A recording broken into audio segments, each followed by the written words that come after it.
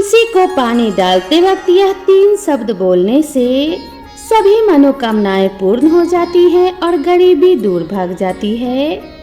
दोस्तों, आप सभी को हमने तुलसी के पास दिया जलाने का महत्व बताया था। आज हम जानेंगे कि तुलसी में जल देने का क्या फल होता है और इसका क्या महत्व होता है। आज की इस कथा में हम जानेंगे कि तुलसी को जल देते समय हमें क्या बोलना चाहिए। एक बार की बात है, देवी सत्यभामा ने भगवान श्री कृष्ण से तुलसी को जल देने का महत्व पूछ लिया था। तब भगवान श्री कृष्ण ने उन्हें इसका महत्व सुना दिया था।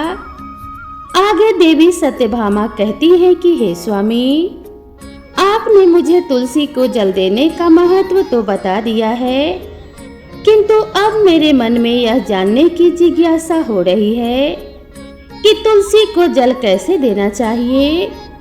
तुलसी को जल देने की सर्वोत्तम विधि कौन सी है तथा तुलसी को जल देने का मंत्र कौन सा है।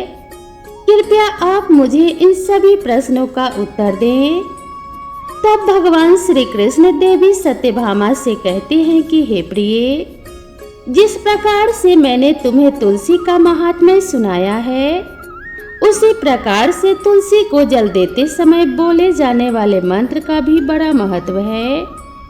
यह मंत्र केवल 3 शब्दों का है, किंतु इसका प्रभाव बहुत कल्याणकारी है। जो भी मनुष्य नित्य तुलसी को जल देते समय अपने मुख से केवल यह 3 शब्द बोल देता है, तो साक्षात लक्ष्मी उसके घर में प्रवेश करती है तथा सदा सर्वदा के लिए उसके घर में निवास करती है। उसकी दरिद्रता समाप्त हो जाती है, उसे धन्य धान्य की प्राप्ति होती है।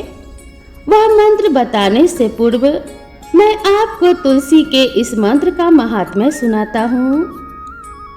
वह मंत्र बताने से पूर्व मैं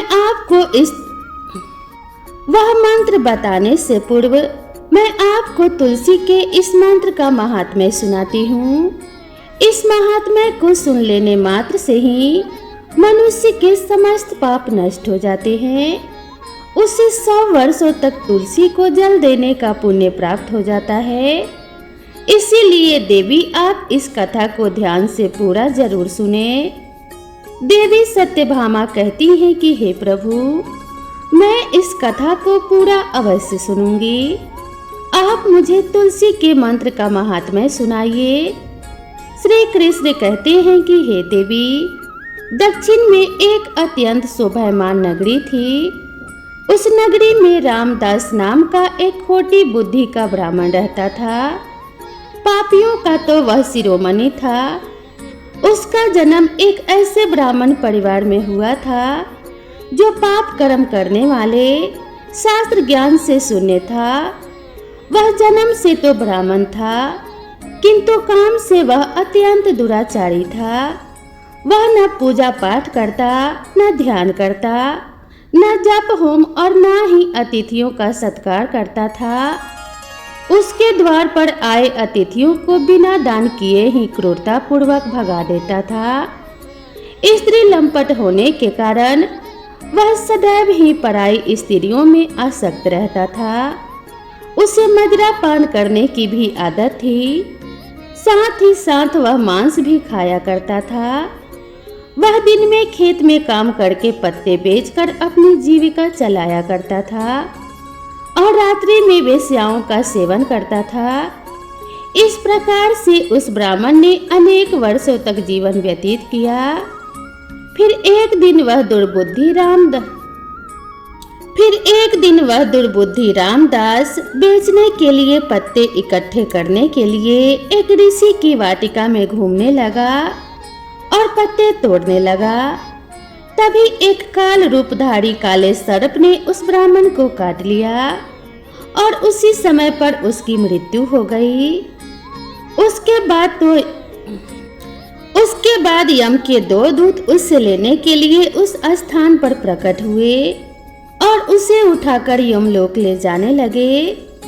मार्ग में वह यमदूतों के सामने बहुत विलाप करने लगा कि हे दूतों, मुझे कहाँ ले जा रहे हो? मुझे छोड़ दो, मेरे प्राण बख्श दो। किंतु यमदूत उसे यह कहते हुए ले जाने लगे, अरे दुष्ट ब्राह्मण, तेरे पाप कर्मों के कारण तुझे सांप ने काट लिया है। अब यमराज तुझे अवश्य घोर नरक में डाल देंगे। फिर यम के दूत उस ब्राह्मण को लेकर यमलोक पहुंचते हैं और यमराज के सामने खड़े हो जाते हैं। चित्रगुप्त उस ब्राह्मण का लेखा जोखा निकालते हैं और यमराज से कहते हैं कि हे धर्मराज, इस ब्राह्मण ने बचपन से लेकर मृत्यु तक पाप ही पाप किया है। इसने कभी कोई पुण्य का काम नहीं किया है। फिर धर्मराज अपने दूतों से कहते हैं कि हे दूतों, इस घोर पाप करने वाले ब्राह्मण को उठाकर ले जाओ और इसे नरक में डाल दो। फिर यम के दूत उस ब्राह्मण को ले जाते हैं और नरक की भयंकर अग्नि में धकेल देते हैं। अनेक वर्षों तक नरक में सजा भुगतने के बाद उस ब्राह्मण को दूसरे जन्म में एक बैल का शरीर मिलता है। बैल का जन्म पाकर वह बोझ उठाने का काम करने लगा। उसका मालिक उससे दिन रात काम करवाने लगा। फिर जब उस बैल की शक्ति कम हुई तो उसके मालिक ने उसे एक लंगड़े आदमी को बेच दिया। उस लंगड़े आदमी ने उस बैल को खुद का बोझा उठाने के लिए उपयोग किया। वह उसकी पीठ पर बैठकर घुमा करता था। इस प्रकार से उस बैल ने 8 वर्ष तक उस लंगड़े आदमी का बोझ उठाया। फिर एक दिन वह लंगड़ा आदमी उस बैल की पीठ पर बैठकर किसी ऊंचे पर्वत पर जाने लगता है।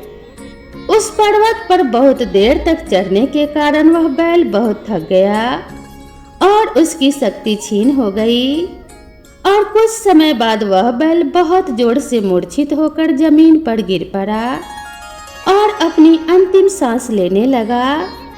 तभी वहां पर खड़े लोगों को उस बैल पर बड़ी दया आ गई और वह उसके मुख में पानी डालने लगे। फिर उन लोगों में एक पुण्य आत्मा व्यक्ति था।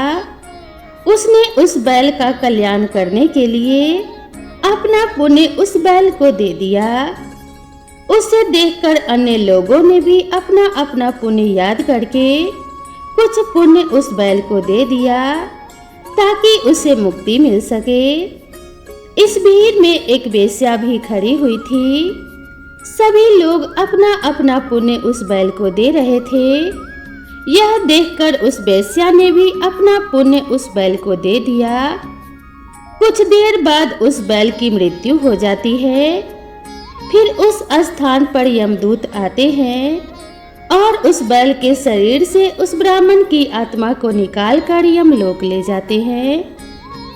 यमलोक ले जाने पर उसे यमराज के सामने खड़ा किया जाता है और फिर चित्रगुप्त उसका लेखा जोखा देखते हैं तो वह आश्चर्य में पड़ जाते हैं।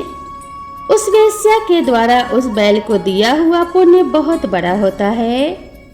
उस पुण्य के प्रभाव से उसके सभी जन्मों के पाप नष्ट हो जाते हैं। फिर यमराज उस ब्राह्मण के सभी पाप क्षमा करते हैं और कहते हैं कि हे ब्राह्मण, उस वेश्या ने तुझे अपना पुण्य देकर तुझ पर बहुत बड़ा उपकार किया है। केवल उसी के पुण्य के कारण तुम्हारे सभी जन्मों के पाप नष्ट हो गए हैं और यमराज उसे फिर से मनुष्य का जन्म प्रदान करते हैं। इस बार वह पृथ्वी पर आकर एक उत्तम ब्राह्मण कुल में जन्म लेता है। उस महापुण्य के प्रभाव से उसे इस नए जन्म में अपने पूर्व जन्म की सभी बातें याद आने लगती हैं। जब वह ब्राह्मण बड़ा हो जाता है तो उसे याद आता है कि पिछले जन्म में जब वह बैल था तब एक वेश्या ने उसे उसका पुण्य दे दिया था। इसीलिए उसके मन में उस वेश्या के बारे में जानने की इच्छा होती है और उस महापुण्य के बारे में भी जानने के लिए उस वेश्या का पता लगाकर उसे ढूंढते हुए उसके नगर में चला जाता है। वह वेश्या अब बूढ़ी हो चुकी थी। फिर जब उसे वह वेश्या मिल जाती है तो वह उसके सामने जाकर उससे बार बार प्रणाम करता है और उस वेश्या का धन्यवाद करने लगता है। वह वेश्या कहने लगती है कि हे ब्राह्मण, आप कौन हैं और किस कारणवश आप मुझ वेश्या को धन्यवाद दे रहे हैं और किस कारणवश एक श्रेष्ठ ब्राह्मण होने के बाद भी आप मुझे बार बार प्रणाम कर रहे हैं और इस नमस्कार की वजह क्या है मैं जानना चाहती हूँ। तब वह ब्राह्मण कहता है कि हे माता, मैं वही बैल हूँ जिसे तुमने अपना पुण्य दे डाला था। अपने पाप कर्मों के कारण मुझे पिछले जन्म में बैल होना पड़ा था। उस पर्वत पर जब मैं मर रहा था तो तुमने मुझे अपना पुण्य दिया था। तुम्हारे पुण्य के प्रभाव से ही आज मुझे फिर से मनुष्य का जन्म मिला है। तुम्हारे द्वारा दिए गए इस पुण्य के कारण मुझे अपने पूर्व जन्म की सारी बातें याद है। किंतु हे माता, मैं आज यहाँ पर यह जानने के लिए आया हूँ कि तुमने मुझे उस समय पर अपना कौन सा पुण्य दिया था जिस कारण से मेरे सभी जन्मों के पाप नष्ट हो चुके हैं। मैं उस पुण्य के बारे में जानना चाहता हूँ। तब उस वेश्या ने कहा कि हे ब्राह्मण श्रेष्ठ, मैंने तो अपने जीवन में कोई पुण्य के काम नहीं किए हैं, किंतु मेरे घर में एक तोता है जो पिंजरे में रहकर हमेशा कुछ बोलता रहता है, जिसे सुनकर मेरा अंतःकरण पवित्र हो गया है। इस तोते के द्वारा बोले गए मंत्र का पुण्य मैंने तुम्हें दान में दिया था।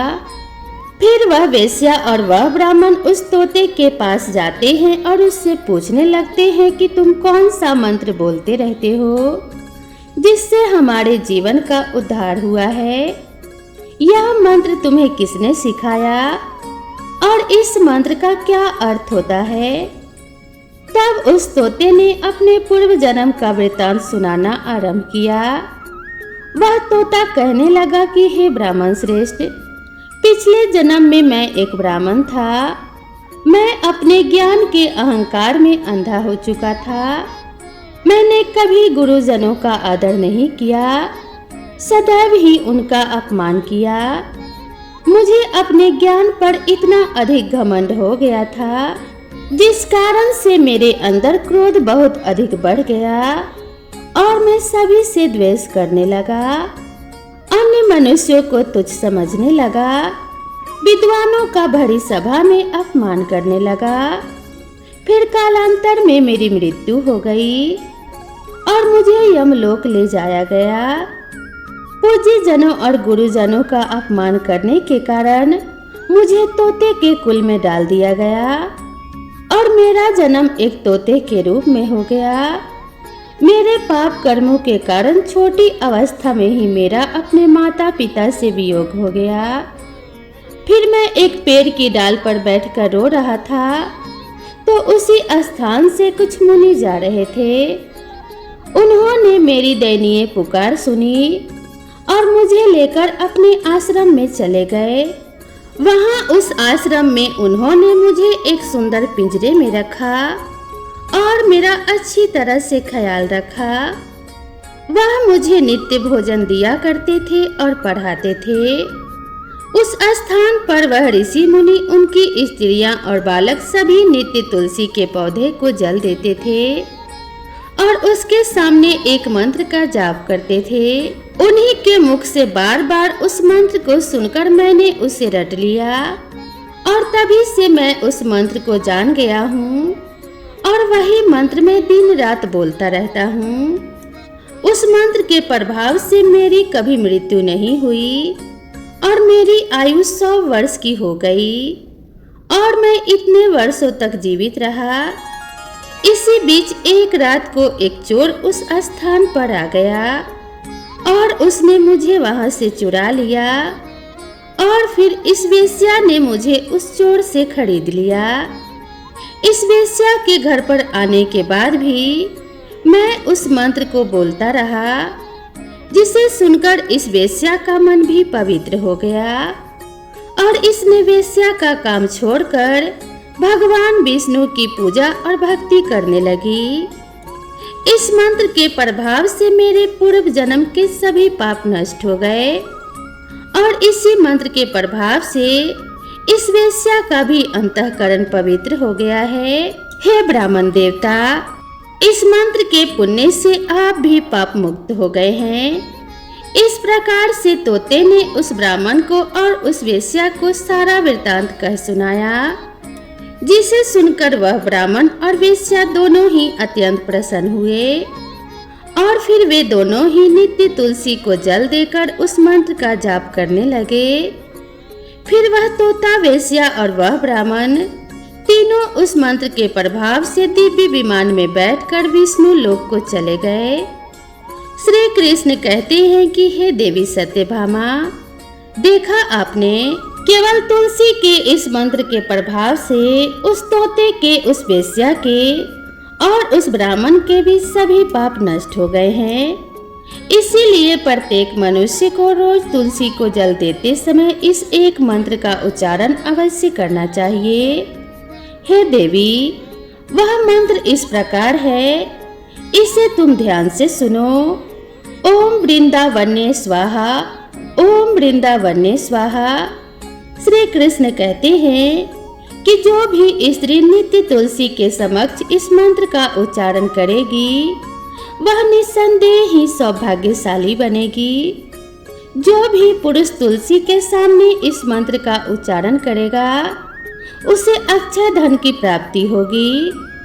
जिस घर के सामने नित्य तुलसी की पूजा की जाएगी उस घर में साक्षात लक्ष्मी का वास होगा।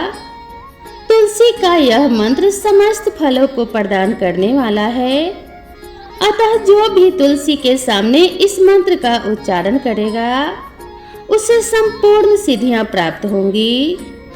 स्त्रियों को सदैव ही स्नान करके, अपने बाल बांधकर, मांग में सिंदूर भरकर नित्य तुलसी को जल देना चाहिए और इस मंत्र का उच्चारण करना चाहिए। रोज तुलसी के पौधे की परिक्रमा करनी चाहिए, इससे सभी दोष नष्ट हो जाते हैं।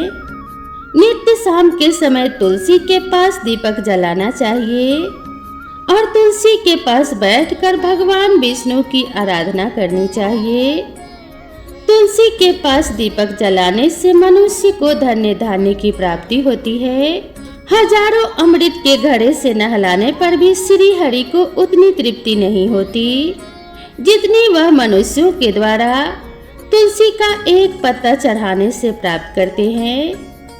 1000 गाय के दान से मानव को जो फल प्राप्त नहीं होता वही फल तुलसी के एक पत्र के दान से होता है। जो मृत्यु के समय अपने मुख में तुलसी पत्र और गंगा जल पा जाता है वह संपूर्ण पापों से मुक्त होकर श्री कृष्ण के धाम जाता है।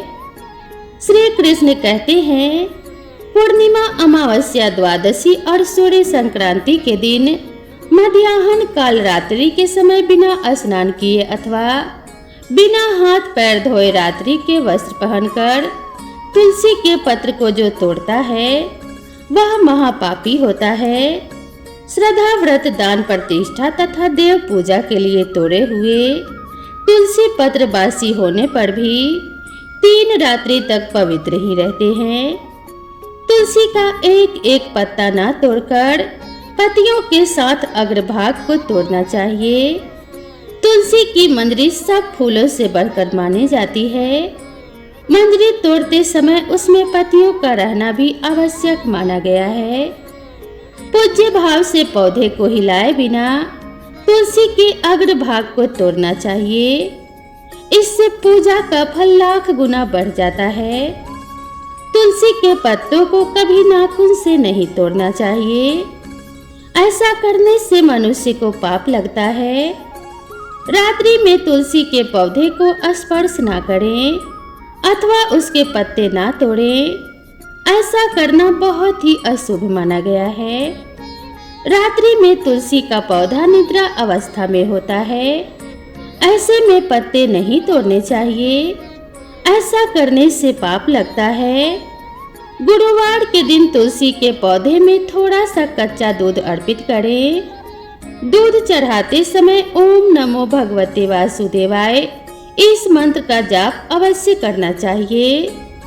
तुलसी के पौधे के पास शालिग्राम अवश्य रखें और उस पर तिल चढ़ाएं।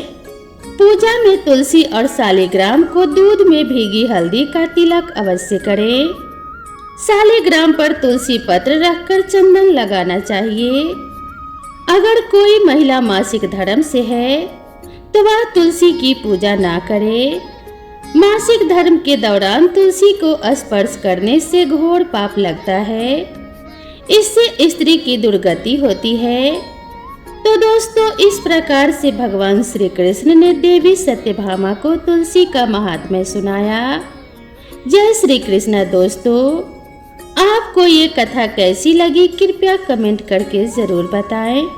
वीडियो पसंद आई हो तो वीडियो को एक लाइक जरूर करें और कमेंट बॉक्स में जय श्री कृष्ण और तुलसी माँ जरूर लिखें। तो दोस्तों, मिलते हैं इसी तरह की नई और ज्ञानवर्धक कहानी के साथ। तब तक के लिए नमस्कार।